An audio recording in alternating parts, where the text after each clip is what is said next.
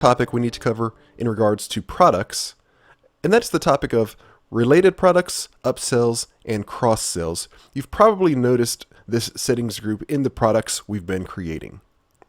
Before we start learning about what these are though, and how to use them, let's fill out our site a little bit more for this and create one more coffee product. So we're going to add a simple product. The attribute set will be coffee.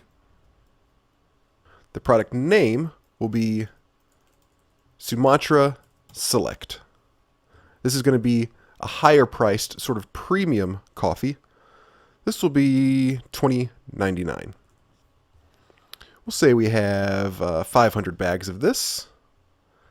And for that matter, we should probably change this to 1 pound Sumatra Select, just so that's clear. And I'm going to change the SKU a little bit as I normally do to get rid of the special characters and the spaces. This weighs 1 pound. This will go, of course, in the coffee category.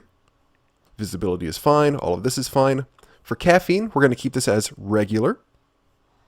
And we're not going to create a decaf version of this. We're going to imagine that this only comes in the regular form, not decaf. Of course, remember, if we wanted to make this regular and decaf, we would create it as a configurable product so that the customer could choose which version they want. But we're just creating a simple product, and it's just going to be regular.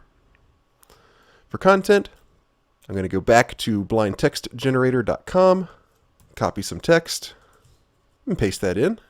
And for the short description, I'll do the same thing, and as usual, cut out a big chunk of it. Let's skip configurations. We're not going to add anything special here.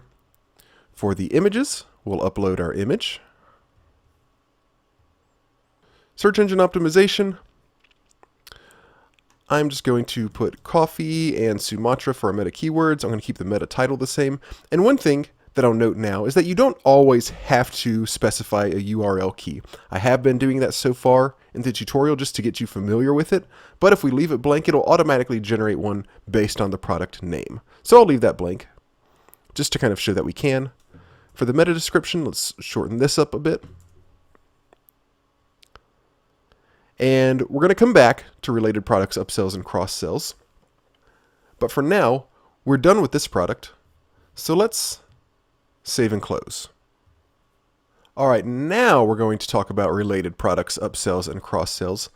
We're going to do so, however, in regards to the 1 pound coffee bean central house blend that we created earlier, the configurable product. Make sure that this is the one that you've selected. And we're going to edit that. And then we're going to scroll down until we find related products, upsells, and cross-sells. And we're going to open up that group. Now, just generally speaking, these are ways to increase the sales on your site and to make the customers aware of other products that they might want to purchase. Ultimately, of course, the idea is to raise your sales. Related products are meant to be purchased in addition to this item. Essentially, they'll have a checkbox and they'll be displayed on the page that the customer is viewing this item. And if a customer selects to add one of those things, and when they add the main item to their cart, it'll also add the related product that they selected. So these are typically meant to be items that complement the product in some way. Upsells are similar to related products, and they're shown in a similar fashion, but these are meant to be higher quality, higher priced, usually, alternatives to this current product. Again, you're saying, if this is something that you're interested in, then here's something that's even better that you might want to check out. This works differently from the related products in that you don't check it to add to your cart along with the main item. Instead, if a customer clicks on this item, it takes them entirely away from the current product and to that other item's page for them to purchase that instead of the main product they're looking at. Finally, we have cross-sell products, which are basically point of sale or impulse purchases. When a person is viewing their cart, these cross-sell products related to the items in their cart will be shown at the bottom of the page. Typically, there are lower priced items that may go along in some way with what they're purchasing, and it's kind of a way to get them to add a little bit more to their total purchase. So let's add some related products by clicking Add Related Products. And let's say, since someone's purchasing coffee, we're going to say, well, since you're purchasing coffee, something that you might want to go along with that would be a mug to carry it around in. So let's just do for now the on-the-go mug and the camper's thermos. We'll come back to the sunrise mug in a minute. All you have to do is check the items that you want to add and click Add Selected Products. That's all it takes to add products to any of these areas. Next, for upsell products, we'll click Add Upsell Products. This is where we're going to use our Sumatra Select, which is a higher priced alternative to our house blend. So we'll select our 1 pound Sumatra Select, scroll back up and add selected product. Then finally we have our cross sells. We'll click on that. And again, these are typically going to be lower priced items. It's just something that you're saying, hey, do you want to grab one of these while you're checking out? We don't have any really low priced items. The lowest thing we have is a sunrise mug, so we'll just use that. We'll select our sunrise mug and add that. And once you've done these things, go ahead and click Save and Close. And that's all it takes to add these upsells, etc.